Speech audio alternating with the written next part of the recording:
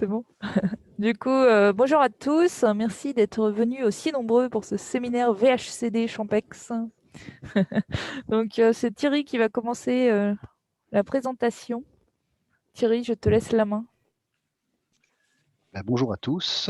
Donc, je vais vous faire une présentation un peu sur l'historique de la plateforme VHCD. Je pense que j'en ai quand même pour 45 minutes, malgré tout. J'ai essayé de mettre pas mal de choses. Ça semblait assez important de resituer un peu. Alors, Bertrand doit présenter après les évolutions récentes, et ça me semblait intéressant de mettre un peu une perspective historique du programme de recherche, de la présenter. Et je dirais plus qu'un historique, c'est un petit peu aussi un parcours scientifique dont je voudrais rendre compte dans cette présentation. Et comme vous le voyez, j'ai mis 3 par contributeurs parce que sur ces questions de VHCD, on a beaucoup travaillé avec Bertrand et avec Jean-Charles depuis longtemps. Et donc, c'est une présentation qui est plus ou moins commune, mais voilà. Alors, je vais commencer en rappelant un peu ce qu'est la VHCD. La VHCD, comme son nom l'indique, c'est une plateforme de conception virtuelle centrée sur l'humain, hein. Donc, c'est un outil de simulation numérique qui sert différentes fonctions de simulation. Et l'enjeu final, c'est bien de concevoir de façon centrée sur l'humain des systèmes d'aide à la conduite, notamment. D'une façon très schématique, elle intègre 3 grands composants. Alors, c'est d'une part un modèle de conducteur. Alors, dans certaines instances de la VHCD, c'est le modèle Cosmodrive, mais ça peut être des modèles plus simplifiés. Le deuxième élément, c'est un environnement routier virtuel qui repose sur différents moteurs graphiques selon les versions de la VHCD, et puis des modèles de véhicules. Alors, dans les modèles de véhicules, il y a 2 types de véhicules qu'il faut distinguer. Il y a le véhicule ego, par exemple, sur un simulateur, le véhicule ego, c'est celui dans lequel on prend place. Et puis les véhicules de l'environnement, qui sont les véhicules du trafic. Alors, cette plateforme VHCD, au niveau de l'usage qu'on en fait au niveau du LESCO, elle peut être utilisée de différentes façons, et ces différentes approches sont complémentaires, puisque le principe, c'est d'avoir un outil qui puisse permettre d'appréhender ces différentes dimensions. Elles sont liées les unes aux autres. Alors, on peut l'utiliser comme une plateforme de simulation intégrée, c'est-à-dire qu'on a un modèle de conducteur, un environnement virtuel, un véhicule virtuel qui est piloté par ce conducteur pour évoluer dans cet environnement. Et on va utiliser cette plateforme pour faire de la conception et de l'évaluation virtuelle de systèmes d'aide à la conduite, par exemple, sur table, par exemple. Une autre façon de l'utiliser, c'est d'utiliser comme un simulateur de conduite traditionnel pour, par exemple, mettre quelqu'un au volant d'une voiture et puis faire de la conduite manuelle ou assistée. Une troisième façon d'utiliser cette plateforme, c'est de l'utiliser comme un environnement de simulation immersif pour l'expérience utilisateur. Alors, ça rejoint un peu l'idée du simulateur de conduite, sauf que là, on est plutôt dans quelque chose où on simule, je montrerai des exemples de ça, on simule véritablement des algorithmes, par exemple, de supervision du conducteur, qui vont gérer l'interaction du véhicule avec l'humain. Et donc, on est plutôt dans quelque chose de plus avancé en termes de prototypage qu'un simulateur où on va simuler ou émuler un véhicule et puis il va être plus ou moins statique. Là, on va avoir une démarche où on va pouvoir permettre à des gens d'expérimenter de façon interactive un système d'assistance. C'est pour ça que là, je le mets plutôt en termes d'approche de user experience. Et puis, le quatrième façon de l'utiliser, c'est comme un outil de développement et de validation de travaux de modélisation du conducteur. Et ce qui est important aussi de souligner en guise d'introduction, c'est que ce travail fait l'objet d'un partenariat industriel avec ESI Civitech depuis un certain nombre d'années. Il y a un processus de transfert industriel en cours sur une version de la VHCD. Et puis, il y a eu des présentations au CES de Las Vegas en 2017 et en 2018 de ces travaux. Et puis, il y a aussi, dans le cadre du projet SUAV, un effort conjoint, puisqu'on est censé développer ensemble une version de la plateforme, des versions de la plateforme qui sont les démonstrateurs du projet et qui sont mis à disposition des partenaires. Voilà. Alors visuellement, cette plateforme VHCD, hein, si je reprends un peu ce que je viens de dire, historiquement, en fait, on s'est basé sur un outil, alors j'en parlerai plusieurs fois, là je vais prendre, qui s'appelle Civic, mais peu importe pour l'instant. Cet outil, il y a d'un côté, on a des outils, quelque chose qui vont permettre de simuler un environnement virtuel, donc qui repose sur un moteur graphique, et puis des modèles de véhicules qui vont pouvoir se déplacer dans cet environnement.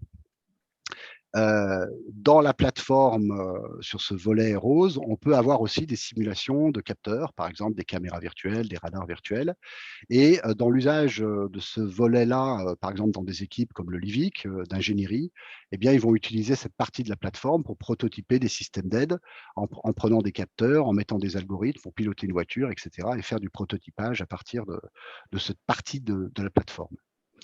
Mais si on est dans la VHCD, c'est qu'on couple ces éléments plus de simulation du monde et du véhicule avec un modèle de conducteur. Donc, il y en a un au LESCO qui s'appelle Cosmodrive. Et ce modèle, il simule différentes fonctions, des fonctions perceptives. Alors, par exemple, à travers un œil virtuel qui peut explorer dynamiquement la scène routière. Et puis, il y a des fonctions plus cognitives, donc qui correspondent à tout ce qui va se passer dans l'esprit du conducteur pendant qu'il est au volant. Donc là, il est important de distinguer 2 niveaux. Le niveau dit tactique, alors il y a aussi le niveau stratégique, dont je ne parlerai pas ici, mais le niveau tactique qui consiste à prendre des décisions dans une situation donnée. Le stratégique, c'est plutôt la planification de l'itinéraire dans son ensemble. Donc au niveau tactique, on va s'intéresser notamment à la conscience de la situation, qui est la façon dont le conducteur se représente son environnement. Alors au niveau tactique, on a plutôt une conscience dite explicite, voire attentionnelle, qui correspond à la façon dont le conducteur a compris la situation. On a des processus de type prise de décision, notamment via une logique d'anticipation qui est basée sur une évaluation des risques associés à telle ou telle réaction face à des événements. Donc, on simule ces dimensions-là. Et puis, on a toute une partie qui est centrée sur la planification de l'action. Dans le cadre de Cosmodrive, on se base sur un formalisme qui s'appelle les schémas de conduite. Et puis le deuxième niveau, c'est tout ce qui relève du niveau dit opérationnel, qui sont plutôt des boucles de régulation plus courtes. Donc on a aussi des questions de conscience de la situation à ce niveau-là, mais une conscience qu'on peut qualifier de plus implicite. On a affaire à des processus cognitifs qui sont plus automatisés à ce niveau opérationnel. Et les 2 grandes fonctions qu'on a au niveau opérationnel, c'est le contrôle latéral du véhicule, donc la trajectoire, le fait de maintenir son véhicule dans sa voie, et puis le contrôle longitudinal qui revêt 2 aspects, la vitesse de croisière de sa voiture, et puis tout ce qui relève des maintiens de distance de sécurité et qui est notamment central lorsqu'on va vouloir gérer des interactions avec d'autres usagers. Alors, dans le modèle de Cosmodrive, on utilise les zones enveloppes. Vous verrez quelques illustrations où il y aura ça, mais c'est pas très important. Donc, la troisième dimension, puisque un modèle de conducteur, il a vocation à simuler la perception, la cognition et puis l'action. Bon, l'action, en l'occurrence, c'est agir sur les commandes du véhicule virtuel, par exemple, pouvoir évoluer dans la. Alors, cette plateforme, il y en a eu plusieurs versions, mais on peut aussi l'utiliser pour mettre dedans des systèmes d'aide à la conduite conçus et simulés virtuellement. Et dans ce cas-là, on va pouvoir s'intéresser à la façon dont le conducteur utilise ces systèmes ou comment ces systèmes peuvent aider le conducteur pour gérer certaines situations. Et puis une autre chose importante dans cette plateforme, c'est tout ce qui va être le fait de pouvoir utiliser un modèle de conducteur, plus ou moins complexe, pour émuler de la conduite automatisée. Donc si un conducteur virtuel, eh bien, on va pouvoir faire un véhicule autonome, en fait, pour quelqu'un qui serait dans le Ego Car. Alors, ce véhicule autonome peut être peut avoir un comportement plus ou moins proche des humains. Si on veut modéliser des comportements très humanisés, on va prendre des fonctions du modèle très humaine. Et puis, si on veut faire un comportement plus basique, on va faire des réactions du véhicule autonome plus technocentré. Alors ça, c'est une vue d'ensemble. C'est important de l'avoir en tête. J'y reviendrai un petit peu plus tard. Alors, la plateforme VHCD, en fait, il y a eu plusieurs versions, si on prend l'historique, principalement 3. La première qui a été développée, qui s'appelait Cosmos Civic. La deuxième la première repose sur un outil qui s'appelle Civic, qui a été développé au LIVIC. La VHCD, la deuxième version, repose sur un outil qui est ProCivic, qui est la version industrielle de Civic et qui est commercialisée aujourd'hui par ESI Group Civitech. Et puis la VHCD 3, c'est celle sur laquelle on travaille actuellement dans le projet SUAV, notamment avec d'autres outils logiciels, que ce soit Roadrunner ou UE4. Donc j'y reviendrai dans le projet SUAV et la présentation de Bertrand doit être sur cette partie-là.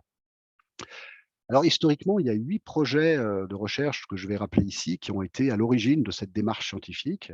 Le premier, et qui a été un peu l'origine de tout ça, c'est un projet qui s'appelait EasyPadas, dont je vais dire quelques mots, et qui remonte aux années 2008-2010. Ensuite, on a eu la VHCD2 qui a été bâtie à partir de ce qu'on a fait dans un deuxième gros projet qui s'appelait Holidays, où là, on a fait vraiment une nouvelle version de la plateforme qui a été utilisée dans différents projets que je présenterai également. Et puis, on a la VHCD3 qui est ce qu'on est en train de faire actuellement, notamment dans le projet SUAL. Alors, la première version de la VHCD, où Cosmodrive est interfacé cette fois avec Civic, l'outil Civic du Livic. Juste pour vous donner une petite idée, Civic, c'est un outil, vous avez ici une vidéo qui montre l'outil Civic tel qu'il est utilisé par Dominique Gruyer, qu'il était utilisé par Dominique Gruyer au Livic il y a plus de 10 ans maintenant, pour concevoir et prototyper des systèmes d'aide à la conduite. Donc, vous avez dans ce outil une simulation de l'environnement qui est réaliste en termes de capteurs. Et vous avez des caméras virtuelles qui filment la scène et qui donnent ce type d'image, des radars virtuels qui sont simulés, des télémètres, etc. Et pour quelqu'un comme Dominique Gruyer, il va utiliser ces simulations. Et là, vous avez un certain nombre de boîtes sur RTMaps qui sont des fonctions qui intègrent les données des capteurs virtuels et qui vont permettre de mettre en œuvre des automates pour piloter la voiture, qui est celle qui se déplace, dans laquelle on se trouve et qui se déplaçait dans la scène. Alors, pourquoi il a fait ce type d'outil? Eh bien, il a fait ce type d'outil parce que quand vous voulez développer des algorithmes embarqués, ben, il faut les tester la robustesse des algorithmes. Alors, on peut aller sur la route, faire des dizaines d'heures de conduite, mais par exemple, si vous voulez tester la robustesse d'un algorithme de perception de l'environnement pour détecter les lignes et pour pouvoir conduire un véhicule, par exemple en fonction du brouillard, eh ben, c'est mieux d'avoir un outil de simulation parce que vous allez pouvoir tester la robustesse de vos algorithmes. Ce qu'est Civic en soi et à quoi ça peut servir l'ingénierie et d'algorithmes associés à des capteurs virtuels. Alors, dans le cadre d'EasyPadas, qui était un projet qui a été un petit peu le point de départ, l'objectif a été de plugger cette plateforme Civic telle qu'elle était à l'époque et le modèle Cosmodrive dont j'ai rapidement parlé avant. Donc, l'objectif de ce projet EasyPadas, qui est un projet européen, il était centré sur la modélisation de l'humain et la simulation notamment des erreurs humaines et des risques associés à la conduite. Donc, l'un des gros enjeux du projet, c'était de développer un modèle de conducteur virtuel capable de conduire un véhicule dans un environnement virtuel réaliste, d'où Civic, et de simuler des erreurs humaines, aussi de façon réaliste, pour évaluer les risques associés à ces comportements ou à certains comportements. Le travail qui a été réalisé au LESCO, en partenariat à l'époque avec le Livic, ça a été d'une part de développer une version de Cosmodrive adaptée aux enjeux de ce projet, et puis d'interfacer ce modèle avec le logiciel Civic du Livic, donc à l'époque, et au final de simuler des erreurs ou des accidents liés à ça. Alors, dans ce projet, il y a eu plusieurs usages de la VHCD. D'abord, on l'a développé, la première version, qui est donc la version qui s'appelait Cosmos Civic. La publication qui est en bas décrit cette version.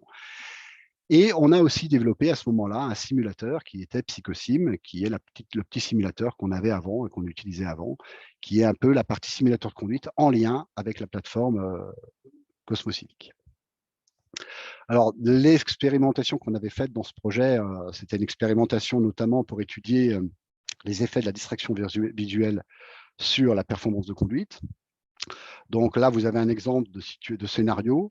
Le participant doit suivre une voiture sur autoroute et de temps en temps, il y a des pictogrammes qui apparaissent sur cet écran qui est reproduit ici. Et il y a 3 pictogrammes qui apparaissent et puis il va y en avoir un qui va être dupliqué et le participant doit utiliser ce boîtier pour appuyer sur le bouton qui correspond à celui qui est répliqué. En l'occurrence ici, c'est le pictogramme jaune, donc il doit appuyer sur ce bouton. Donc, je vous montre juste ce scénario. Donc, le conducteur suit la voiture et puis il est distrait à certains moments pour pouvoir réaliser sa tâche secondaire. Là, il a légèrement tourné les yeux. Et là, bon, dans cet exemple, il a donc un accident. Donc, voilà le type de données qu'on a récupéré. Alors, et voilà ce qu'on a fait dans ce projet. Donc, l'idée, c'était pas simplement d'avoir des données, mais de les modéliser et de simuler l'humain derrière ça. Donc, vous avez ici un premier niveau de simulation où on reproduit la scène réelle et vous avez l'œil virtuel qui examine, qui se balade dans la scène routière et qui regarde aussi l'écran embarqué. Donc, là, il y a eu un moment où le conducteur a été un peu distrait au moment où la voiture de devant a freiné et du coup, il est rentré dans cette voiture. Et puis là, vous avez une autre simulation qui, cette fois, simule le modèle mental du conducteur, sa conscience de la situation. Donc, il régule sa distance de suivi. Puis, à un moment, on va voir que la voiture noire, elle fait un saut. Alors, ce n'est pas un problème technique hein, de quel temps de calcul. C'est simplement lié au fait que ça traduit la mise à jour de sa représentation. Pendant qu'il a été visuellement distrait, il pensait que la voiture de devant se situait à un certain niveau, une certaine distance. C'est peut-être plus clair là. Il pensait que la voiture se situait à une certaine distance. Et puis, quand il a relevé les yeux, il a vu qu'en fait, elle était beaucoup plus près. C'est ce que vous avez ici sur ce slide, entre la position estimée et la position effective, et d'où sa réaction d'urgence. Mais la voiture étant positionnée trop proche de lui, il n'a pas pu freiner suffisamment pour éviter l'accident. Donc on voit que là, on simule un certain nombre de cognitions, d'éléments. Donc la VHCD, on l'utilise à la fois comme un simulateur, mais aussi comme un moyen de modéliser la cognition du conducteur. Donc on s'est intéressé effectivement après au comportement de façon plus détaillée. Je passe là-dessus. Juste un autre exemple d'erreur simulée avec cette première version de la plateforme. Là, on est en train de suivre une voiture, le conducteur est attentif, regarde la scène avant, la voiture avance et le feu passe au rouge, la voiture de devant s'arrête et notre voiture, notre conducteur régule et gère bien la situation.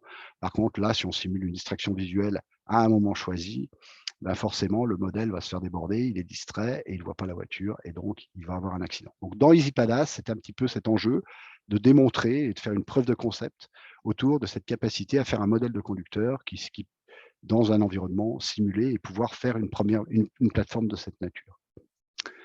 Alors, cette première version elle a été utilisée dans quelques autres projets, j'en présenterai 2 très rapidement ici. Il y en a eu un qui s'appelait la Virtual Camera, qui était un échange qu'on avait avec Guy Boy au FIT, dans le cadre d'un travail qui était aussi cofinancé par la NASA. C'était la thèse de Don Platt. Et c'est un travail qui visait à concevoir une caméra virtuelle, notamment pour l'exploration martienne. Et la différence entre les explorations sur Mars et sur la Lune, c'est que sur la Lune, c'est quelques secondes pour échanger avec les astronautes. Donc, vous pouvez piloter des voitures ou des rovers et interagir avec les astronautes de la Terre, ce qui n'est pas du tout le cas de Mars, puisqu'il faut 20 minutes pour envoyer un message et 20 minutes pour le recevoir, donc 40 minutes, on a le temps de mourir quand même beaucoup de fois. Donc le principe, c'est de rendre les équipages beaucoup plus autonomes et indépendants. Et puis, dans le travail que faisait donc Don Platt, il y avait l'idée de faire cette virtual caméra, qui était un outil partagé entre les gens à bord du rover et puis les gens au sol, pour notamment concevoir, avoir une conscience partagée de la situation. Alors, ma démo ne marche plus malheureusement, mais on avait travaillé avec Jean-Charles à l'époque pour faire un petit démonstrateur dans le cadre duquel on avait repris la plateforme ProCivic, on avait mis à la place de l'herbe un peu de sable, bon, hein, des cailloux, et on avait repris un Curiosity, qui était le rover qui était sur Mars à l'époque. Et donc, le principe de la virtual caméra ici, c'était de faire un démonstrateur dans ce projet d'utilisation de la virtual caméra, en mettant à la fois un point de vue venu du sol, sur les cailloux sur lesquels le rover allait se déplacer, et puis un point de vue vu du rover, et donc essayer d'avoir un outil pour travailler ensemble entre quelqu'un au sol et quelqu'un dans le rover. Et on avait aussi travaillé sur des stratégies de planification de trajectoire basées sur le modèle Cosmodrive. Bon, ça, c'est une première illustration. Le deuxième projet dans lequel on a utilisé cette première version de la VHCD, c'est le projet HF Photo, qui était un projet qui était centré sur la prise en compte du facteur humain dans la conception de systèmes d'automatisation de la conduite d'une façon générale. Et le LESCO, on avait un partenariat un petit peu plus poussé avec l'université de Delft. Et nous, on a plus travaillé sur l'étude des effets de l'automatisation, donc à niveau L3 à l'époque, sur la conscience de la situation, alors à la fois en situation de conduite normale et critique. Donc ça, c'est quelque chose qu'on a retravaillé après dans la thèse de Jonathan par la suite, mais à l'époque, on avait commencé de faire des expés sur ces questions-là. Et l'utilisation dans ce projet de la VHCD et les principaux résultats qu'on a obtenus, d'abord, elle a été utilisée comme un simulateur de conduite manuel et automatisé. On a émulé la conduite automatisée à partir de Cosmodrive dans ces expés. C'est quelque chose qui a été utile. Ce projet a permis aussi d'analyser et de modéliser certains effets de l'automatisation sur la conscience de la situation et de la conscience du risque. Et puis, il y a eu aussi au niveau opérationnel un enrichissement de l'approche Cosmodrive, notamment avec un modèle de régulation de suivi, le HELI modèle qu'utilisait Thomas Vlar, qui a fait un stage chez nous pendant quelques mois, autour de 2014-2015. Donc, j'ai mis ici quelques publications qui synthétisent ce qui a été fait. J'en dirai pas plus sur ce projet, mais ce qui a été fait dans ce projet. Alors, à la suite de ces travaux de VHCD1, il y a eu un deuxième projet qui a permis de passer à une version un peu plus avancée de la VHCD. C'est la deuxième version, où cette fois, on n'est plus interfacé avec Civic, mais avec ProCivic. Et donc, cette fois, du Livic, on passe au partenariat avec ESI Civitech. Donc, c'est le projet Holidays. Alors, le projet Holidays, il était l'idée c'était le même leader que le projet Easy Palace. La seule différence, c'est que c'est un projet beaucoup plus monstrueux, puisqu'il y avait à la fois des gens de l'aéronautique, de l'automobile, du militaire et du médical. Et le principe, c'était de développer des outils de simulation numérique pour la conception et l'évaluation virtuelle d'aide à l'activité humaine au sens large. Donc pour nous, c'était l'aide à la conduite. Donc le LESCO, en partenariat avec ESI, on a plutôt travaillé sur le développement d'une plateforme de simulation articulée autour de Cosmodrive aussi, pour concevoir et évaluer virtuellement des ADAS. Et notre plateforme était l'un des démonstrateurs du projet. Donc, dans ce projet, on a à la fois utilisé la VHCD, d'abord, on a conçu et développé la VHCD2 pour soutenir le développement des ADAS au niveau de 3 étapes du processus de conception. J'y reviendrai après. À la fois, la simulation numérique va être utilisée pour spécifier les besoins de l'utilisateur, pour prototyper virtuellement des aides adaptatives et coopératives, et puis pour évaluer sur table ces solutions d'assistance. Je vais illustrer un petit peu ça. Je vais vous présenter plusieurs vidéos qui permettent de montrer ce que permettait cette plateforme et ce qu'on en a fait. Donc, dans ces vidéos, vous avez 5 images. Hein.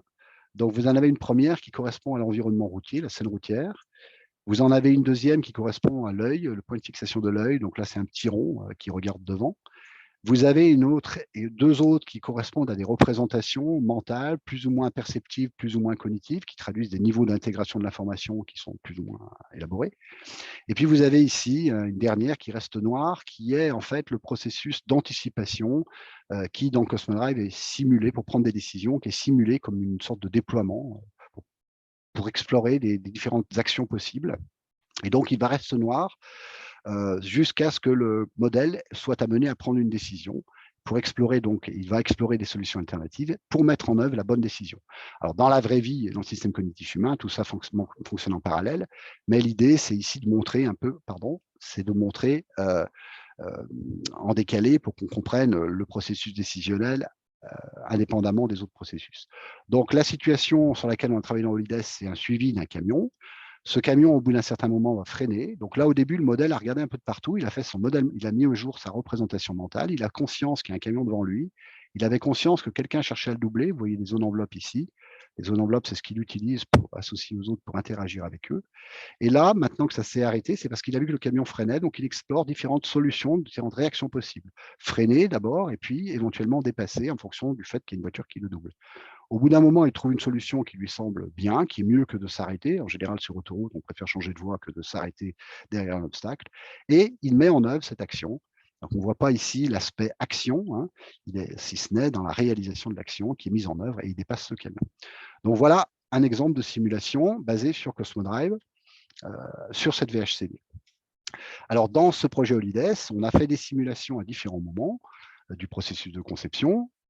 Un premier moment, c'est en tout début, lorsque l'on veut identifier des situations critiques pour lesquelles un humain a besoin d'être assisté. Donc, on était reparti dans Holidays sur une question des effets de la distraction visuelle. Et donc, on a simulé des scénarios où Cosmodrive conduit seul sa voiture et il est visuellement distrait. Et à partir d'un certain moment, ça peut générer un accident. Donc ça permet d'identifier des scénarios dans lesquels un humain aurait besoin d'être assisté pour peu que Cosmodrive simule correctement cet humain. Et puis, dans une autre phase, on va concevoir des ADAS virtuels qui vont devoir assister cet humain. Et donc, on va pouvoir implanter sur la VHCD pour générer des alarmes et on va voir comment le modèle Cosmodrive va gérer la situation une fois qu'il est assisté. Voilà. Donc ça, c'est 2 types de moments où on utilise la simulation. Alors voilà un exemple de simulation, cette fois de Cosmodrive distrait. Donc c'est exactement le même scénario. Simplement, ici, le conducteur, il va regarder à l'intérieur de l'habitacle, par exemple son autoradio, et donc il ne prend pas conscience devant. Donc vous allez voir petit à petit un décalage entre la réalité, où le camion se rapproche puisqu'il s'est arrêté, Et donc là, on va lui rentrer dedans dans très peu de temps, alors que mentalement, le conducteur se croit à une distance de sécurité suffisante vis-à-vis de ce camion. Donc là, on montre un exemple d'erreur humaine, de risque d'accident ou d'accident si on continue de simuler, et puis l'explication pour laquelle on va avoir cet accident. Alors, ce qu'il faut bien comprendre, c'est que quand on fait une simulation ici, on n'a pas simplement des vidéos. On a aussi potentiellement tout ce que des capteurs embarqués pourraient récupérer, par exemple en termes de temps à la collision avec le camion. Alors, dans ce projet, on a conçu un système d'aide virtuel, hein, et on l'a implémenté, qui génère des alarmes. Et on a donc, deuxième phase, utilisé la simulation, mais cette fois-ci, on a toujours notre même scénario. Cosmodrive conduit, il va être visuellement distrait, il va regarder dans l'habitacle, et on va cette fois-ci générer, vous allez le voir très vite ici, une petite alerte qui a été intégrée, qu'il a intégrée dans sa représentation. Ça signifie qu'il a pris en compte cette alerte et qu'à partir de ce moment-là, il cherche à comprendre le problème et à gérer la situation. Et donc là, maintenant, il est en train de regarder, est-ce qu'il doit freiner, est-ce qu'il peut changer de voie. Alors, si on comparait à la première démo que j'ai faite, le changement de voie est plus compliqué ici parce que le conducteur a été alerté un peu en retard. Et du coup, le changement de voie est un peu plus compliqué, il y a plus de déploiement. Mais au final, le changement de voie est possible et il va donc mettre en œuvre un changement de voie. Alors, on peut rejouer la simulation en faisant que le modèle est distrait plus ou moins longtemps, jusqu'à ce qu'il y ait des situations où il soit distrait trop longtemps et qu'il soit incapable de reprendre la situation en main. Et dans ce cas-là, techniquement, la solution, c'est peut-être plus de l'alerter, mais ça va être de prendre le contrôle. Donc là, le conducteur, c'est le même scénario, ce n'est pas les mêmes images, mais le conducteur va être visuellement distrait, il regarde dans l'habitacle, l'alarme vient d'apparaître, il ne réagit pas, et au bout d'un moment, le système considère qu'il n'y a plus de capacité pour un humain à gérer la situation. Donc, on va passer dans un mode de conduite, de prise de contrôle autonome. Donc, on voit que cette plateforme, on peut utiliser à partir du modèle pour calibrer en quelque sorte les systèmes d'aide, à partir de quand on peut alerter, à partir de quand il faut prendre le contrôle, etc. Donc, c'est important de comprendre que la VHCD, elle sert à différentes choses, dont cette étape aussi de prototypage et de calibration. Alors, pour synthétiser un peu en quoi ça change un peu les choses en termes de conception centrée sur l'humain, cet outil, quand vous faites un système, quand on conçoit un système d'assistance, on va partir des difficultés, des erreurs, des besoins, des accidents que des humains ont et de leurs attentes au volant. Et on va à partir de là faire des spécifications ergonomiques de futurs systèmes pour les aider. On va transmettre ça aux développeurs, on peut être nous-mêmes développeurs ou à des tiers, et puis ils vont développer, concevoir et développer des prototypes pour résoudre ces problèmes. Et on va ensuite, une fois qu'on a des prototypes suffisamment avancés, eh bien, faire des expérimentations, des tests utilisateurs, notamment sur simulateur de conduite ou en véhicule réel, à partir de ces prototypes, et les participants, des vrais participants, vont pouvoir évaluer les solutions qui sont proposées. Alors forcément, l'approche VHCD, elle permet de faire d'autres choses plus en lien, grâce à la simulation numérique.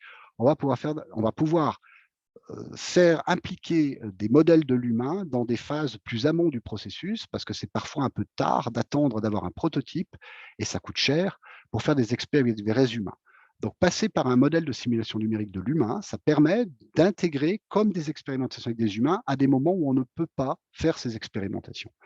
Donc, typiquement, on part toujours de cas, des erreurs humaines, etc., et on spécifie des besoins, mais on peut justement, comme je le montrais, prendre un modèle de conducteur sans assistance et lancer des simulations, le distraire par exemple, et à partir de là, générer des situations critiques dans lesquelles il va justement commettre des erreurs, avoir des accidents. Ça constitue des scénarios de référence, et on va pouvoir appeler ça aussi des cas d'usage, des use cases dans les projets, qui constituent un peu le cahier des charges sur lesquels on va devoir travailler.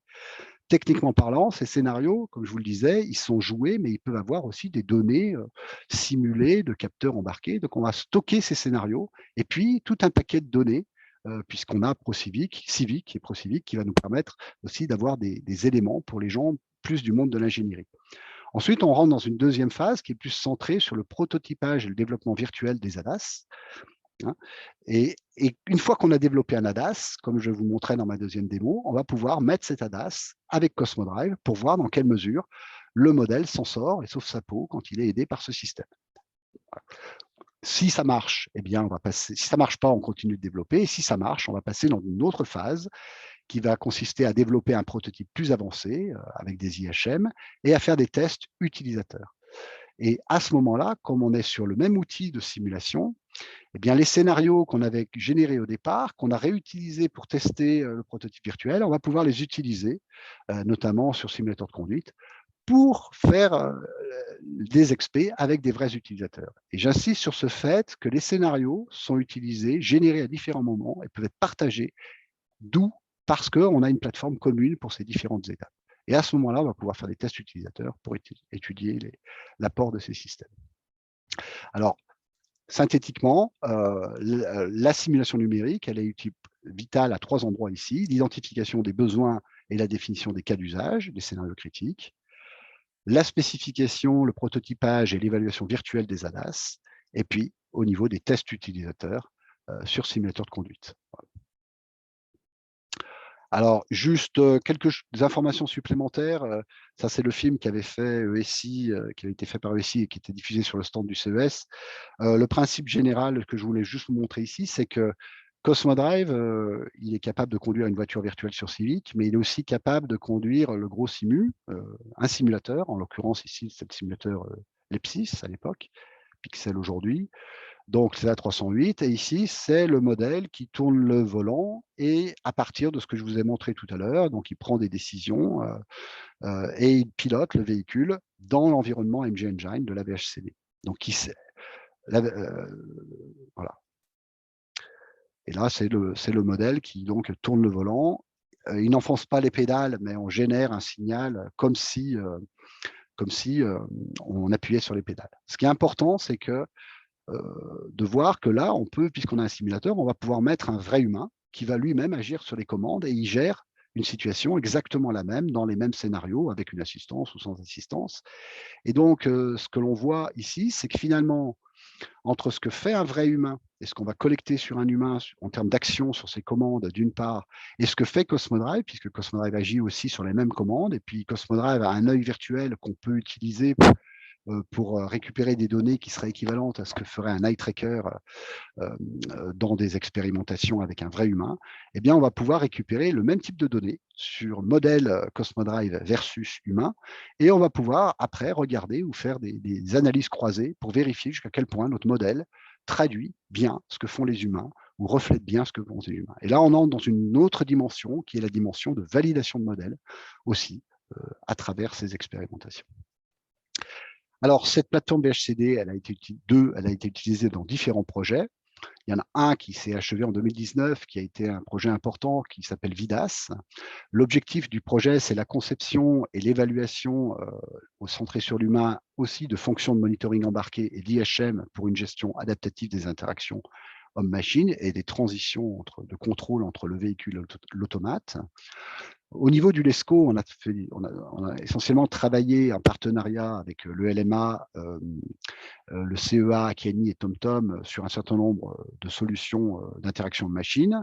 Alors, on a, nous, beaucoup travaillé sur l'analyse de cas réels d'erreurs à partir de données qui provenaient d'un projet antérieur qui s'appelait SafeMove sur les conducteurs âgés, où on avait beaucoup d'erreurs de conduite collectées sur véhicules instrumentés, qui a constitué une source d'inspiration de nos analyses. Et puis, de l'autre côté, les EDA de l'équipe du LMA à Salon-de-Provence, qui nous ont servi aussi à identifier des situations critiques, donc des cas réels d'accident, hein, les EDA. Oh, ça ne marche pas. Elle est bloquée même. Ah. Je suis coincé. Bon, mon PowerPoint a planté, je reviens.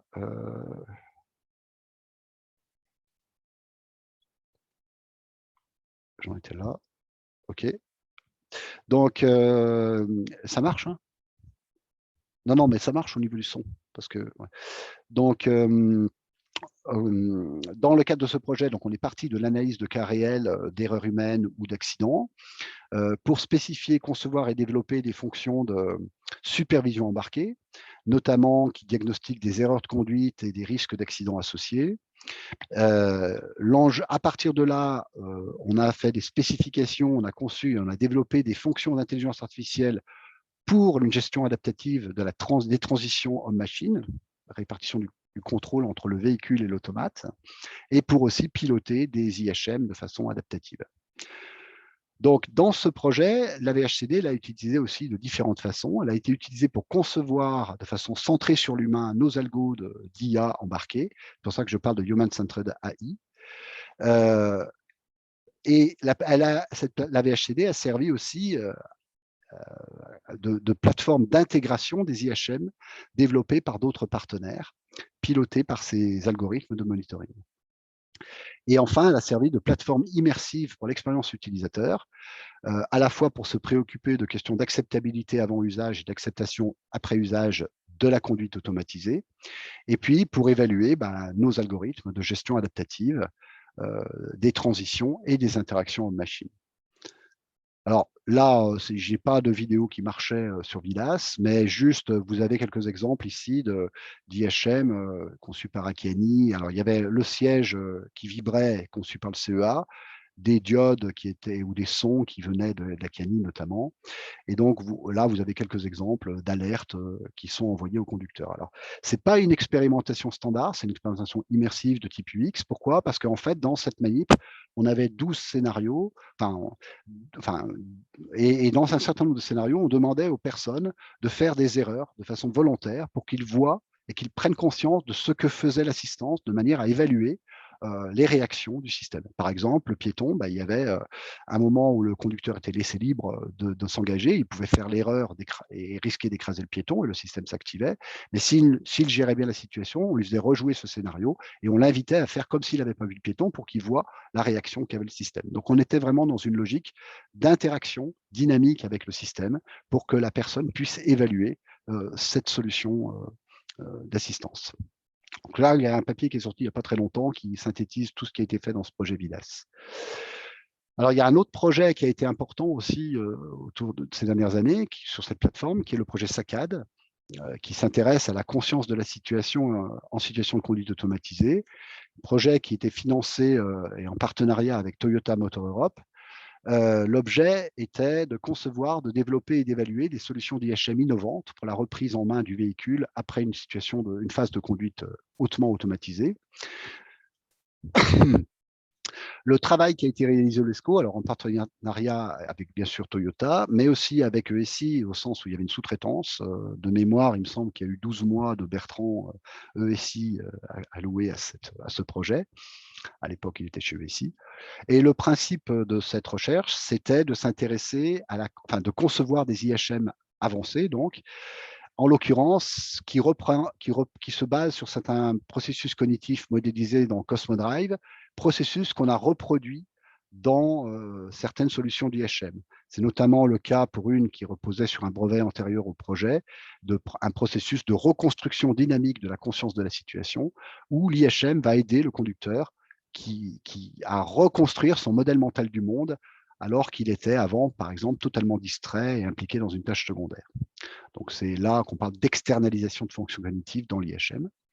Et puis, dans le cadre de ce projet, on a aussi travaillé à explorer des solutions pour essayer de maintenir une conscience de la situation minimale durant la conduite automatisée, même pour un conducteur qui serait visuellement distrait. Peu importe. Dans ce projet, on a, outre la conception de ces IHM, on les a aussi implémentés et évalués sur simulateur, qui en l'occurrence était le simulateur du Lepsis. Alors les principaux résultats, la plateforme, elle a été utilisée d'un côté, la VHCD, pour la conception et la simulation d'IHM, notamment sur cette dimension reconstruction dynamique, c'est aussi la VHCD qui était derrière pour permettre ça. Elle est utilisée pour permettre la simulation d'un véhicule hautement automatisé, et puis pour l'évaluation au-delà comparative des différentes solutions d'IHM. Et puis elle a été utilisée pour mettre en place une méthodologie de mesure un peu spécifique de la conscience de la situation à partir de vignettes, dont je ne rentrerai pas dans le détail ici. Alors voilà un exemple de scénario qui était utilisé en double tâche, et le conducteur doit réagir à certains moments. Donc là, comme il est distrait, il y a un bip dans une des options de référence. Il n'y a pas d'IHM élaboré ici. Bon, donc on avait des scénarios particulièrement critiques pour que la reprise en main, s'il était mal faite, génère des accidents. Donc, je vous montre juste 2 exemples qui sont illustratifs de ce qu'est l'intérêt de la VHCD. Cet exemple-là, où notre conducteur est distrait, et vous avez une scène routière, vous avez un véhicule qui ici a un accident. Alors, pourquoi je montre cette séquence? C'est qu'en réalité, le, le comportement du véhicule que vous avez là qui perd le contrôle, à la différence d'un simulateur classique, en fait, on donne au modèle de ce conducteur-là on lui demande de faire une manœuvre très brusque. Et c'est pour cette raison qu'il perd le contrôle au sens réel du terme. Le véhicule virtuel perd le contrôle comme un humain perdrait le contrôle, d'où cette trajectoire. Et ça, c'est la première chose qu'on voit sur cette démonstration. Et la deuxième chose qu'on voit sur cette démonstration, c'est que quand on rentre dans un obstacle sur la VHCD, ben, on peut ne pas traverser les obstacles, ce qui donne un côté plus impactant quand on a des accidents. Alors, cette expérimentation, elle a été assez riche en termes de ressenti et de réaction des participants. Là, je vous montre un exemple d'une personne, regardez son visage, elle a un accident et on a quand même on a eu quand même un côté assez immersif de la VHCD pour simuler des situations d'accident. Je vais passer maintenant à un autre projet qui est en cours, qui s'appelle Surca, qui travaille dans le cadre duquel l'enjeu, c'est de se préoccuper de qu'est-ce que donneront les véhicules autonomes dans le trafic dans l'avenir. Il y a plein d'équipes qui travaillent sur les accidents d'aujourd'hui et qui essayent de réfléchir aux accidents de demain. Est-ce qu'ils seront résolus ou pas par le véhicule autonome? Donc nous, on intervient dans un work package, notamment avec VDCOM. Je parle du LESCO. Enfin, il y a plein de personnes de l'ESCO, mais moi, j'interviens sur ces questions-là. Et le but, c'est d'appréhender, grâce à la simulation, les risques potentiels d'accident en VLVA ou les solutions que va apporter le véhicule autonome aux risques d'accident actuels. Dans cet objectif, on a développé une plateforme pour la co-simulation des interactions entre un humain virtuel, en l'occurrence toujours Cosmodrive, ou des instances de Cosmodrive, et puis le véhicule autonome, qui en l'occurrence est un modèle connecté aux algorithmes véritablement utilisés dans le véhicule autonome de chez VDCOM. Donc, le travail qui a été réalisé au LESCO pour ce projet, c'est l'implémentation de comportements de conduite stéréotypés via Cosmodrive. On a essayé de définir des profils conducteurs un peu de stéréotypes de profils conducteurs, seniors et novices notamment. Je vais montrer un exemple de chaque. Et puis, on a des scénarios typiques d'erreurs humaines sur la VHCD. Et l'idée, c'était d'avoir quelques scénarios de ces erreurs-là pour pouvoir confronter le modèle de véhicule autonome de VDCOM à ces comportements-là, comme si ce véhicule les rencontrait sur la vraie route. Donc voilà la plateforme. Alors, vous avez la VHCD au milieu et on a d'un côté la simulation de Cosmodrive et de l'autre la connectique avec. Donc le véhicule VDCOM, c'est le véhicule qui est là et il est piloté par les algorithmes d'un véhicule ou par une émulation des algorithmes du vrai véhicule autonome. Et puis vous avez Cosmodrive qui est plutôt la voiture blanche ici et qui est pilotée par différentes instances de Cosmodrive qui correspondent à différents profils de conducteurs. Voilà un exemple d'un comportement. Donc là, on est dans la voiture autonome. Elle n'est pas pilotée, elle roule à 90 et elle n'est pas pilotée dans cette démonstration par les algos de VDCOM. Par contre, nous, on a un Cosmodrive qui va se rabattre devant nous à la façon d'un conducteur âgé senior qui a beaucoup de mal à apprécier les distances pour se rabattre avec le véhicule qui est devant là. Voilà, c'est pour ça qu'il se rabattent de cette façon-là. Donc là, on a un exemple d'erreur typique. Je voulais juste vous montrer un cas réel de SafeMove où vous avez exactement cette situation. Donc, on a un conducteur qui doit se rendre ici. Vous avez la scène arrière ici, donc il va se rabattre sur cette voie. Ce qui se passe ici, c'est derrière, c'est là en fait. Et en fait, il regarde bien, donc ce n'est pas un problème de perception, et il décide d'y aller. Et la voiture qui est là, elle va être obligée de bouger sa trajectoire, de klaxonner et de freiner pour laisser passer notre conducteur. Donc, on est vraiment dans l'équivalent de ce que j'ai montré dans le cas d'avant, une difficulté d'évaluer une distance lors du rabattement. Alors, un autre type d'erreur, voilà une erreur qui correspondrait plus à une erreur typique de jeunes conducteurs novices qu'on va qualifier d'un peu fougueux. Donc là, on est toujours dans le véhicule autonome. Et cette fois, on va avoir un conducteur qui va nous doubler avec une conduite un petit peu agressive et offensive et qui va avoir du mal à maîtriser son véhicule. Alors, on va voir qu'en fait, comme c'est un modèle, comme c'est Cosmodrive, il régule, c'est-à-dire qu'il tourne son volant pour rattraper la situation, d'où cette cet effet un peu chaloupé de perte de contrôle, ce que vous pouvez avoir sur une voiture quand vous perdez un peu le contrôle, notamment si vos suspensions ne sont pas très fermes. Donc ça correspond à un exemple typique d'erreur, par exemple, sur lequel on a pu interagir avec VDCOM.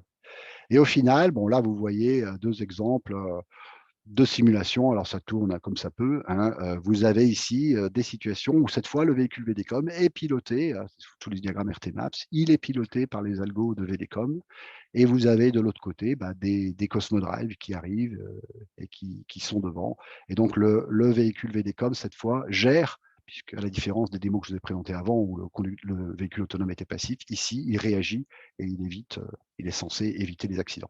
Donc l'idée là, c'est de se projeter dans l'avenir comme si un véhicule autonome était déjà sur la route et qu'il interagissait avec des vrais humains qui font des vraies erreurs, heu, humaines et pas simplement des erreurs, un peu, simplifiées. Alors j'en arrive au projet SUAV, hein, qui est le dernier projet dont je parlerai. L'objet du projet SUAV, c'est de simuler un véhicule empathique, alors empathique au sens que soucieux d'autrui et de son passager, de niveau 4-5, afin d'étudier et d'accroître l'acceptabilité et l'acceptation des véhicules autonomes. Dans ce projet, il y a aussi la conception de fonctions de monitoring des comportements et des états émotionnels du conducteur passager du véhicule. Et puis l'idée, c'est aussi de concevoir des IHM empathiques capables de gérer les interactions de machines en fonction de l'état du conducteur. Le LESCO, dans ce projet, il intervient en partenariat avec ESI à 2 niveaux particuliers. La conception, le développement et puis la mise à disposition, des partenaires d'une plateforme VHCD. Donc il y a 2 versions, la première, la VHCD 2 qui a donné lieu à une première release qu'on a partagée avec les partenaires et puis la VHCD 3 sur laquelle on travaille constituera, heu, une autre release et qui est, et il faut bien comprendre que la VHCD dans ce projet, c'est le démonstrateur du projet. C'est pas un projet il y a un autre industriel qui est Fiat dans ce projet, mais, l'industriel dominant au niveau de la topic du projet, qui est la simulation numérique et sur simulateur, c'est ESI Group et donc, l'enjeu du projet, c'est d'avoir un démonstrateur en termes de VHCD, plateforme de conception et de simulation immersive. Et puis, au niveau de l'UGE, on fait aussi autre chose. On a aussi notre propre usage expérimental, là, pour travailler entre le véhicule autonome et les piétons. La prochaine fois, mais j'ai quelques on dira plus, plus tard. Alors, juste pour montrer comment la VHCD, on l'a utilisé dans ce projet, où on l'utilise, déjà, je vous montre une première usage qu'on en a fait. On a reproduit, avec Jean-Charles, alors c'est la VHCD 2 ici, hein, autonome et à bord pour montrer dans le cadre des focus group, pour avoir un film, tiens, connexion inter voilà. Pour montrer, à avant de faire un focus group, à quoi ressemblerait potentiellement l'utilisation d'un véhicule autonome. Alors là, on a utilisé le principe des caméras, de ProCivic pour pouvoir se déplacer dans la voiture ou à l'extérieur de la voiture, afin de recréer un petit peu cette impression pour que les gens comprennent un peu plus, à partir d'une petite démo de quelques minutes, ce que pourrait être la conduite autonome, le fait qu'on puisse se situer à différents endroits et qu'on va vivre, de différentes façons. J'attire aussi votre attention ici sur les simulations dans les rétroviseurs qui sont pas trop mal pour, ce qui n'est pas voilà. Alors à la différence d'une conduite sur simulateur, là, on a aussi un habitacle, des rétroviseurs, dans ce type de démo. Et puis, on a d'autres, scénarios, qui ont été faits, de démonstration aussi pour ces focus group qui sont en zone urbaine. Alors je vous les montre, aussi parce qu'on pourrait les utiliser aussi comme des scénarios, pour faire des expérimentations. Bon là, on a pris une position à l'arrière du véhicule pour qu'on voit bien le volant tourner, hein, puisque le but c'était de montrer faire prendre conscience à des personnes ce que serait une conduite autonome. Donc cette fois, ils sont assis sur le siège arrière et dans ce petit film de démo, on les fait vivre un certain nombre de situations. Donc là, le véhicule est aussi piloté de façon autonome par, le conducteur virtuel, dans différentes situations, parmi lesquelles, des interactions, notamment un peu plus tard avec des piétons, mais comme le temps est un peu compté, je vais passer un peu plus fin. Troisième usage qu'on fait de la VHCD, alors cette fois sur l'expérimentation, LESCO, dans le cadre de ce projet, vous avez ici, alors c'est toujours la VHCD 2 ici, le moteur sur ProCivic et on a une simulation avec une scène routière et en fait, vous avez 2 simulations ici. Pour celle-là, vous êtes dans la tête du piéton, c'est tout ce que regarde le piéton, et pour celle-ci, vous êtes dans la tête du conducteur. Donc je vous remets juste la scène. Voilà, donc c'est de la co-simulation à la fois. Donc on va travailler dans le projet, sur les interactions piéton VA, mais on pourrait aussi faire une expérimentation où on aurait 2 participants, hein, dans l'absolu, qui interagiraient dans la même situation.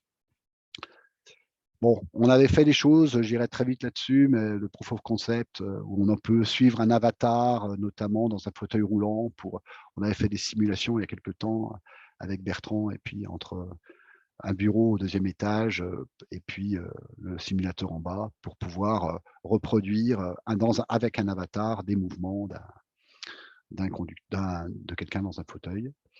Et puis je finirai en faisant juste une première introduction à la autre release. Donc c'est un film que m'a envoyé Jean-Charles, sur le nouveau moteur graphique, donc UE4. Là vous avez un travail de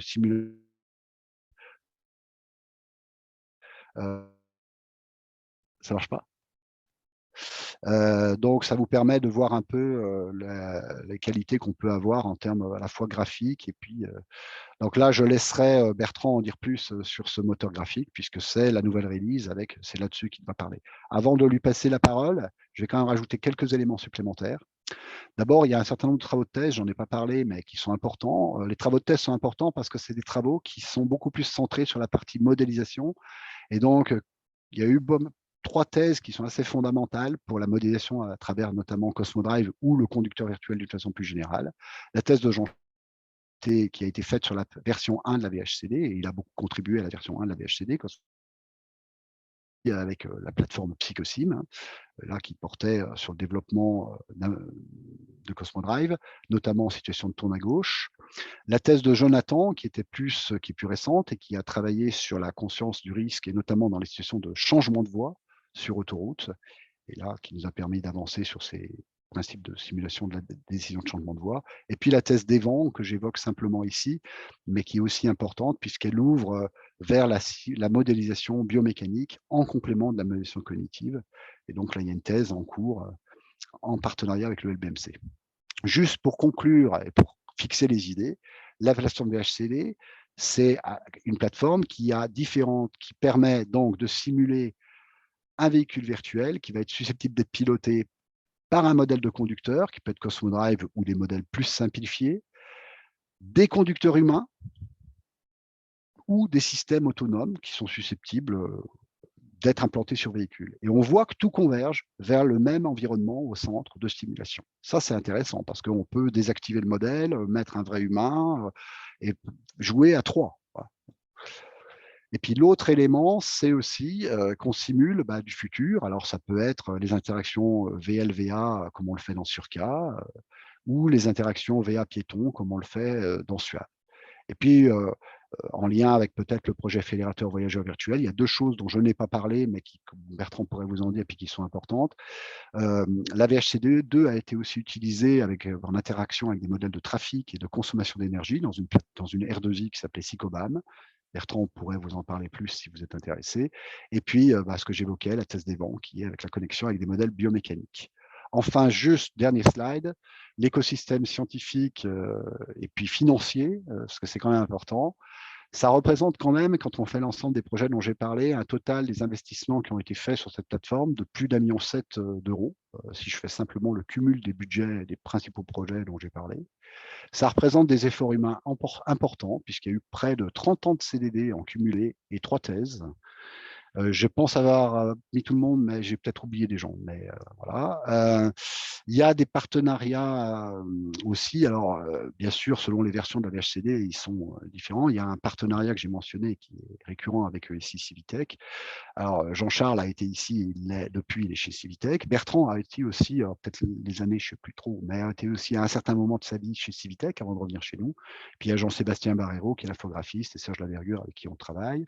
Il y a eu des collaborations fortes avec Dominique Gruyé au début sur Cosmos Civic, et puis il y a eu des collaborations plus ponctuelles avec, différentes équipes. Et puis par contre, il y a des collaborations en termes d'utilisation de la VHCD. J'ai évoqué, avec VDEC effectivement, là, pour le coup, la plateforme va être partagée avec d'autres partenaires pour leurs propres expérimentations. Voilà, je pense que le truc sera voilà, je vais en rester là pour l'instant. Voilà. S'il y a des questions ou sinon on passe directement la parole à Bertrand et on garde les questions pour après.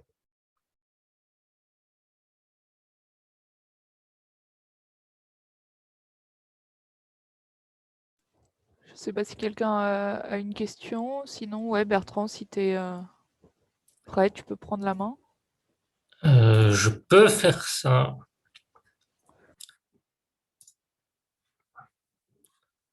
Est-ce que vous voyez mon écran? Ouais, super. Pour info, je suis sur ma connexion de téléphone, donc si ça coupe, c'est normal. Je suis désolé, mais je n'ai pas vraiment le choix. Moi, je vais brièvement vous présenter du coup ce que Thierry a appelé la VHCD V3. Donc, c'est la version actuelle qu'on développe depuis un peu moins d'un an dans le cadre du projet Suave.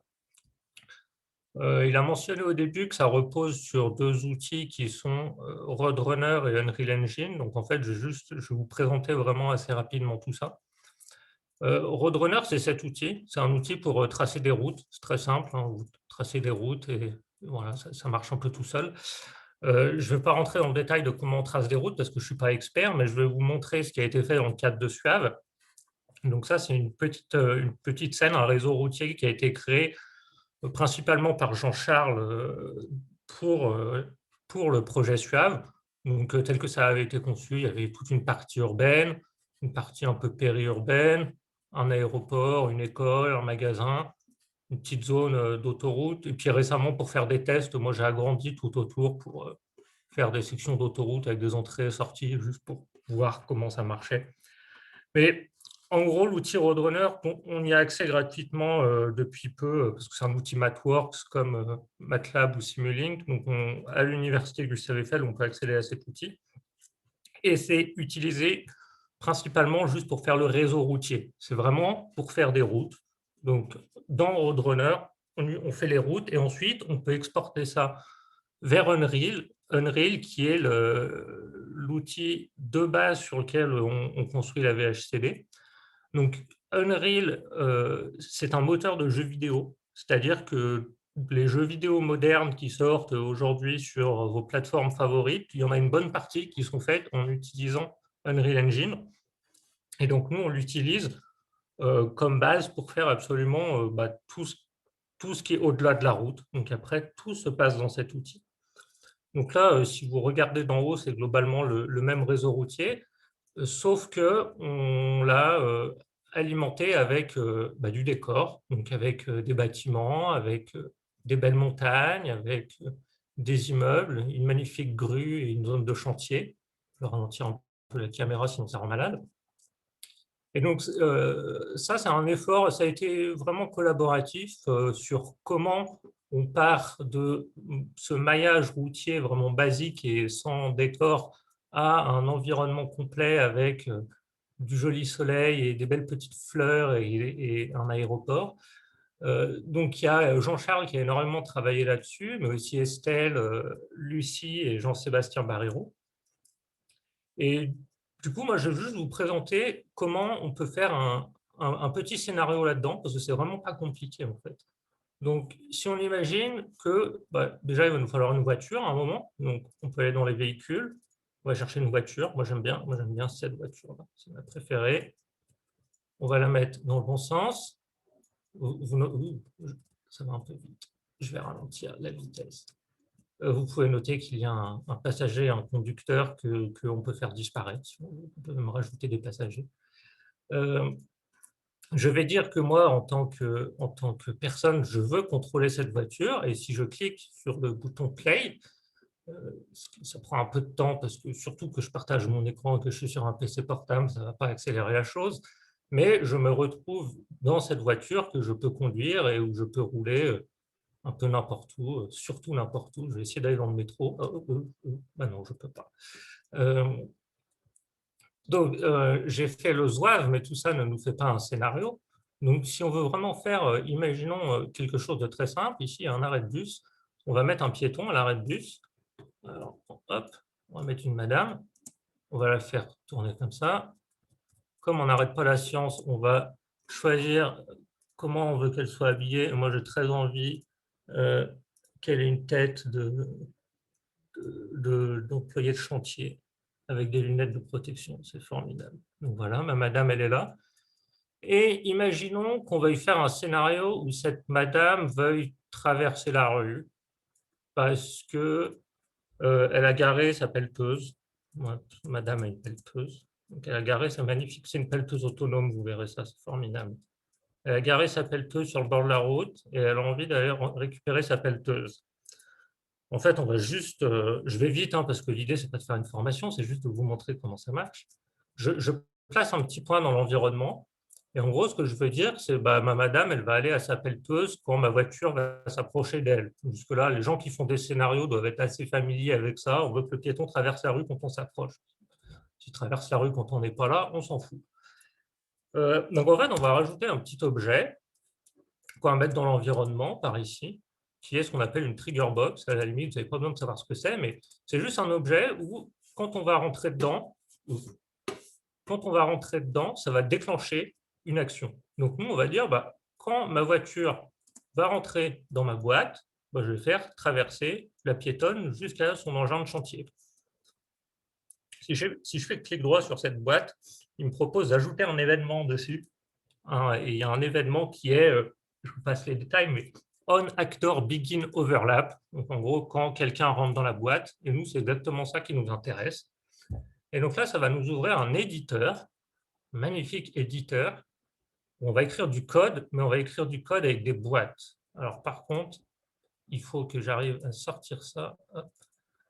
C'est donc dans le jargon Unreal, on appelle ça des blueprints, c'est de la programmation visuelle en fait. Donc là, on va juste écrire notre scénario en connectant des boîtes et des fils parce que c'est beaucoup plus simple. Donc nous, on a dit on actor begin overlap. Donc quand notre voiture va rentrer dans cette boîte invisible, on va vouloir que cette dame atteigne ce point. Donc du coup, on va juste dire à la madame move to point en lui donnant le point auquel elle doit bouger. Et on dit que quand il y a une collision de la voiture avec la boîte, la madame avance au petit point, on range ça dans un coin, on clique sur play.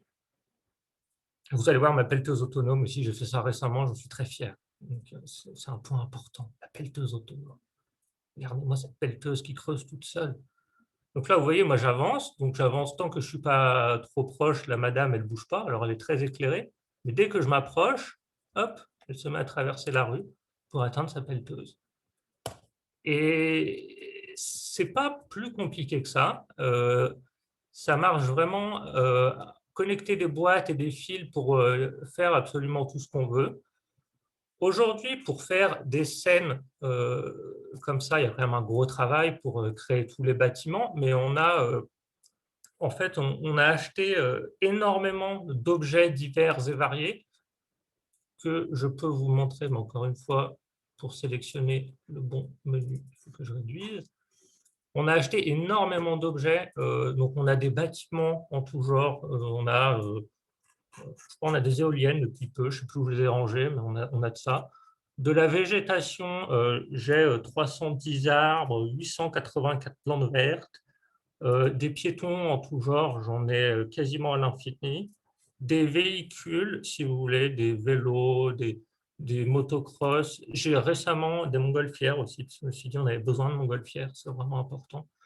On a des feux tricolores. Ah, le panneau Champex, formidable panneau Champex. Je vais quand même vous montrer mon panneau Champex, parce qu'il est beau, le panneau Champex. Je ne sais plus où j'ai rangé ça, par contre. Un magnifique panneau, oups, ça va trop vite.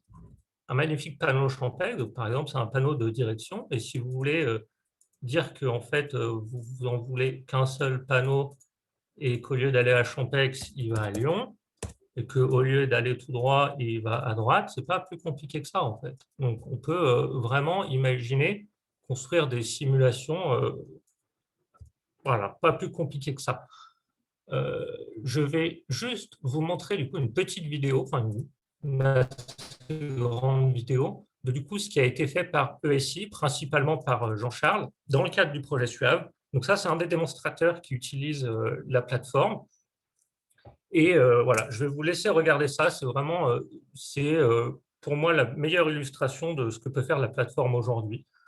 Donc, c'est un scénario où la voiture est autonome, mais on peut voir les mains du conducteur bouger avec le volant, parce qu'il y a un conducteur quand même. Bref. Donc voilà, au fur et à mesure qu'on se déplace dans le scénario, il y a du trafic qui déroule. Vous pouvez apprécier la lumière et le soleil que je trouve absolument sublime. Pour ça, il faut remercier Jean-Sébastien Barrero qui a configuré tout ça. Donc là, par exemple, on approche d'une intersection, le feu passe au rouge, ça on a l'habitude.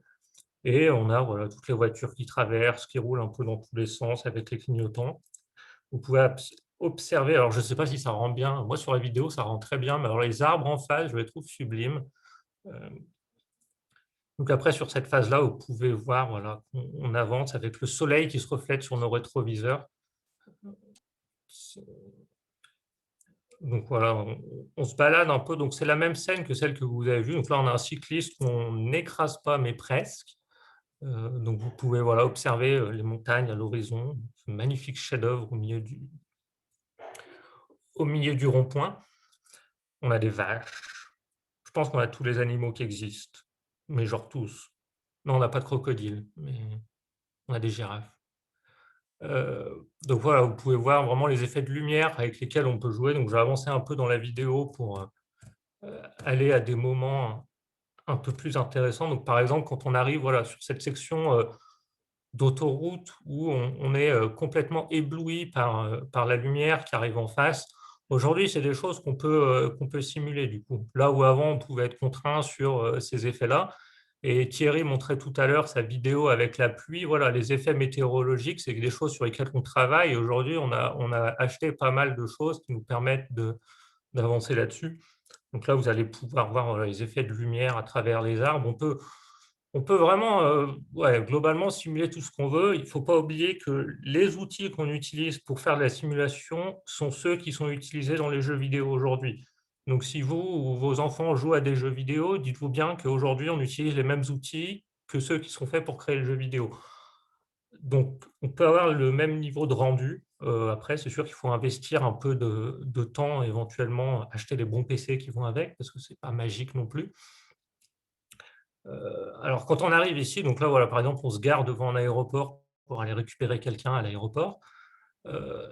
On peut voir aussi les effets météorologiques sur lesquels on joue. Donc là, par exemple, le ciel va se couvrir. Donc, on fait ça. Vous voyez les nuages qui défilent à grande vitesse.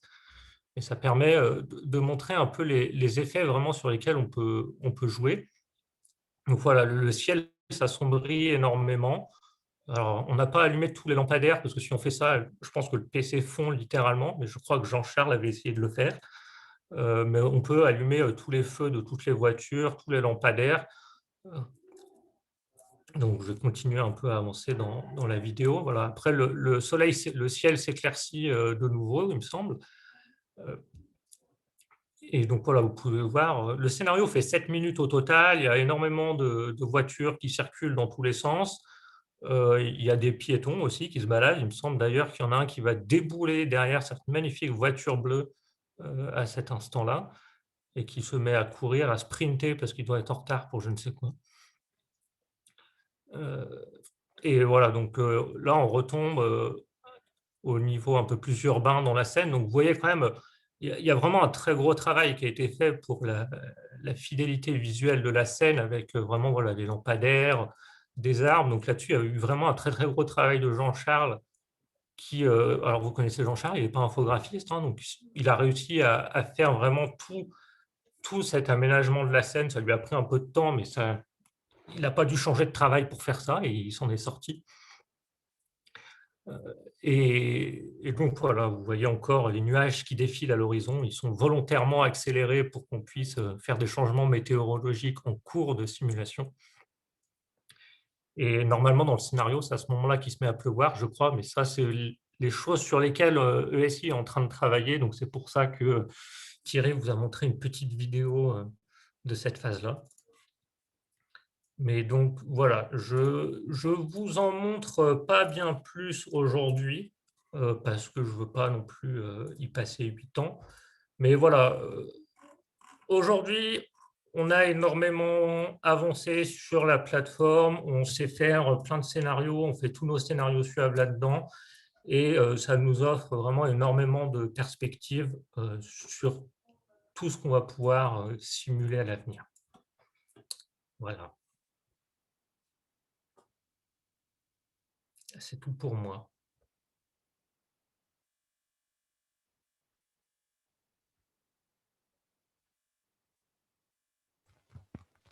Merci Bertrand, merci Thierry. Est-ce que quelqu'un a des questions? Des questions, non, mais une réaction, c'est vraiment chouette. Hein. C'est incroyable. Ouais. L'évolution, là, c'est une grande marche. C'est vraiment chouette. Oui, il y a eu vraiment une attention aux détails. Enfin, derrière, c'est un travail pour aller voilà, poser tous ces objets, pour aller alimenter toute cette scène. Mais c'est l'avantage, on a acheté énormément d'objets, d'exemples de scènes qui font qu'aujourd'hui, on peut, voilà, on peut s'en inspirer pour. On n'est pas allé créer cette voiture nous-mêmes. On l'a achetée, ça a dû nous coûter 20 €.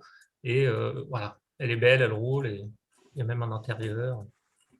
Ouais. Bertrand, une question, là, c'est Christophe. La puissance PC, tu en parlais tout à l'heure. Qu'est-ce qu'il faut comme puissance, en fait? Est-ce que les PC qu'on a actuellement avec la cabine 300 000 sont suffisants ou est-ce qu'ils sont trop vieux déjà? Je pense qu'ils sont suffisants. Pour info, là, je suis sur un PC portable. Alors, je suis sur un PC portable qui coûte cher, mais c'est un PC portable. Là, je suis à... Jocelyne a une question, mais elle n'a plus de micro. Elle disait la vidéo saccadait beaucoup. Est-ce que c'est la transmission par ton téléphone qui fait ça? Moi, ça ne saccadait pas, donc c'est peut-être toi aussi, Jocelyne. Ouais, moi non plus. Ouais. La vidéo est très fluide chez moi. Ouais, non, on n'a pas eu de problème. Enfin, moi, j'ai pas eu de problème non plus, donc c'est peut-être chez toi, Jocelyne. Moi, j'ai une question. T'as pas montré les chats? Il n'y a pas de chat dans cette scène, mais je peux en rajouter un What? si tu veux. Ils ont enlevé les chats. Moi, j'ai une petite question par rapport. Merci pour les présentations, elles étaient vraiment très très bien, les deux là, c'était super.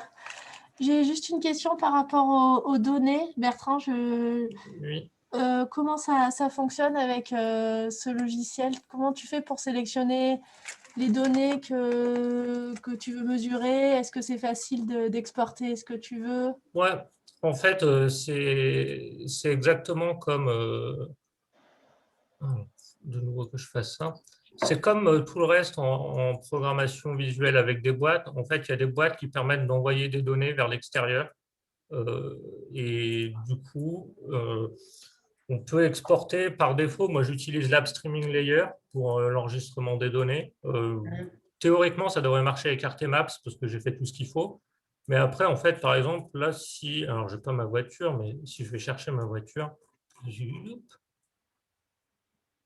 ma voiture.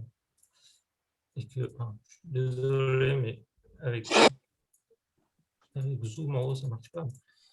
Ma voiture, après, en fait, je peux calculer tous les indicateurs que j'aime bien. Donc, par exemple, le TTC, si vous voulez calculer le TTC entre la voiture et le piéton. Ouais, on ne peut pas calculer un TTC avec un piéton parce que c'est un objet fixe. Mais si on fait un time tour pour calculer un TIV, on peut. Et après, en fait, cette valeur-là qui sort là, je peux vous l'afficher à l'écran, en fait, si vous voulez. Il suffit de faire un print, je compile, je clique sur play.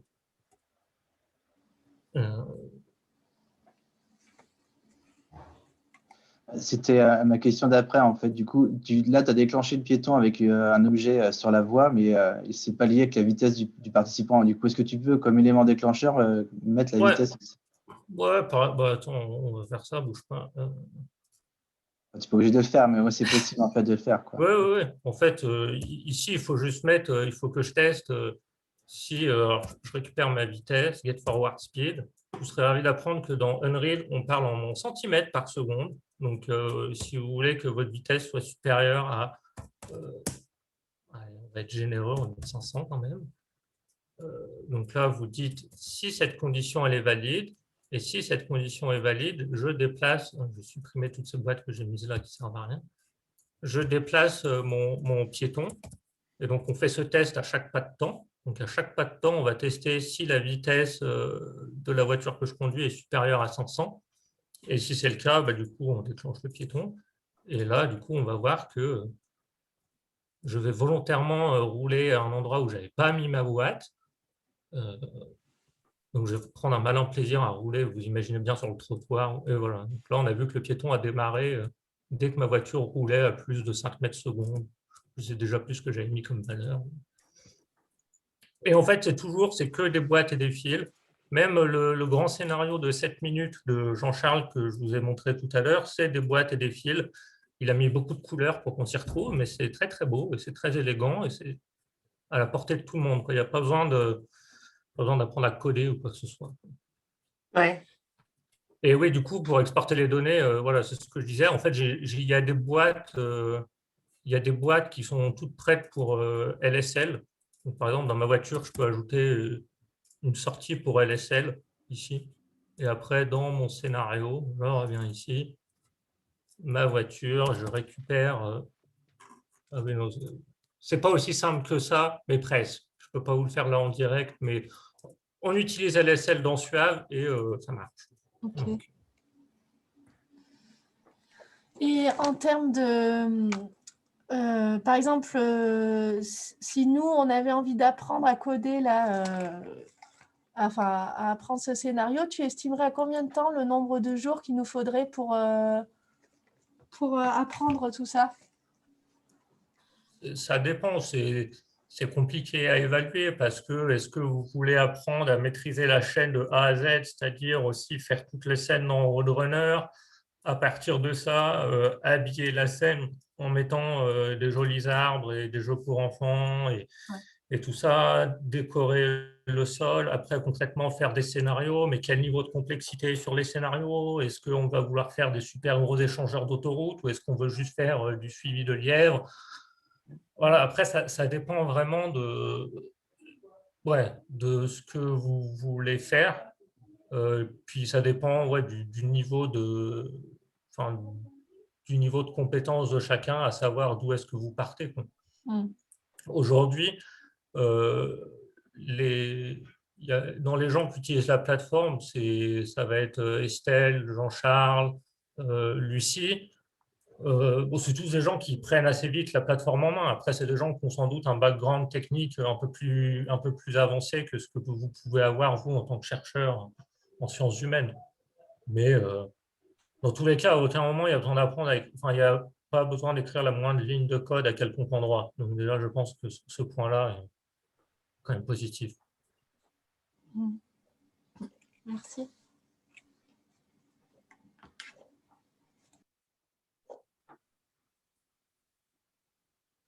J'ai oublié de changer la couleur de ma voiture. Tu disais que c'était relié RTMaps, donc je suppose que tout ce qui est utilisation d'IHM avec la tablette dans la voiture, il n'y a pas de problème du coup. Oui, dans Suave, c'est vrai qu'on n'utilise pas la tablette, mais oui, il y a toute la communication, en fait, le protocole de communication qu'on a l'habitude d'utiliser au Lesco pour communiquer avec la tablette ou avec RTMaps ou tout ça, je l'ai intégré dans cette plateforme-là, donc il n'y a pas de problème là-dessus.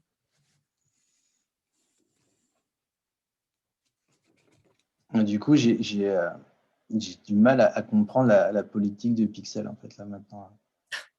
Moi aussi, mais c'est Pixel.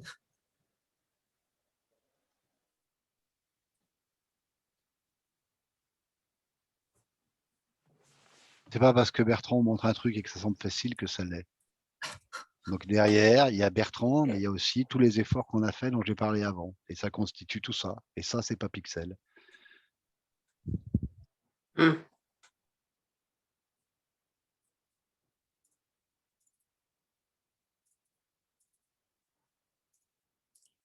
Dans la myriade de choses qu'on a achetées, je peux vous montrer des scènes toutes prêtes qui peuvent donner des idées. Parce que là, je vous ai montré un truc, ok, c'est la ville, c'est une petite scène qu'on a créée. Mais en fait, demain, on peut vraiment faire absolument tout ce qu'on veut. Donc là, par exemple, c'est là où j'ai fait tomber mon bus pour ceux qui regardent les bus tomber. Donc là, Ouais. je crois que j'ai 30 ou 40 km² ouais, voilà, enfin, de zones montagneuses. Je peux faire apparaître de la neige plus ou moins haut, des arbres. Enfin, j'ai récemment, on a acheté 400 km² de champs français. Je ne peux pas vous le charger parce que ça va faire fondre mon PC, mais j'ai 400 km² de champs français maintenant, si vous voulez. Ouais, on a vraiment plein de choses. Des chiens, tous les panneaux français. Si vous voulez, tous les panneaux français. Je vous montre ça.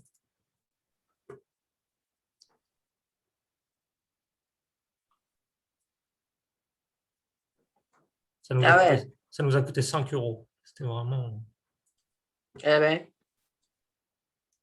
Tu vois, Nathalie, à chaque fois que je t'envoie Ouais, des commandes, c'est tout ça que j'achète derrière. ok. Si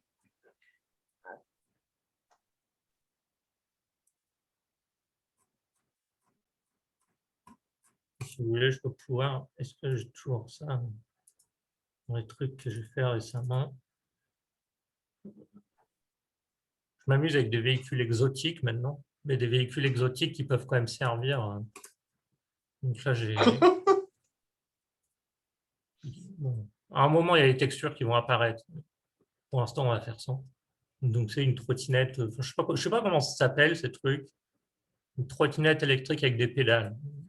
Je ne sais pas comment ça s'appelle. Mais toujours est-il que je peux la conduire. Voilà. Bah non. Ah, bah non. Je pense. Voilà. Ah oui, aussi, du coup, il y a un blog. Alors, je ne sais pas si vous pouvez voir l'URL, vhcd.github.io, où du coup, j'ai commencé à voilà, un peu expliquer la plateforme, qu'est-ce qu'on en fait, comment on en fait, etc. Donc, où je vais publier pas mal d'articles dans les jours et les semaines qui viennent pour détailler un peu voilà, tout ce qu'on a fait. Et puis sinon, il y a mon compte Twitter où voilà, je poste à chaque fois. J'ai fait une trottinette récemment aussi, à chaque fois que je fais des trucs fun.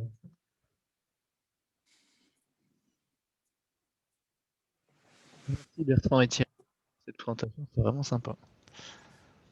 Ça donne Ah envie. ouais. Ouais.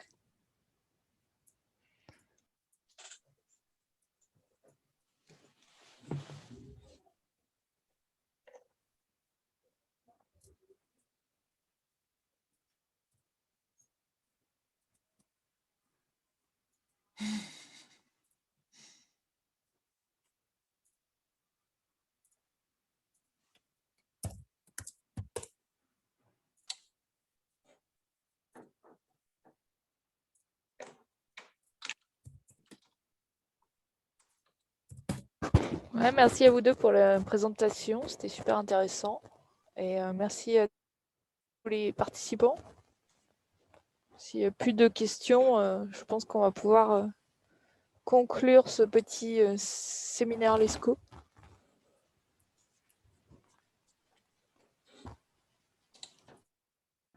Vous dans un mois pour la suite des aventures de la VHCD.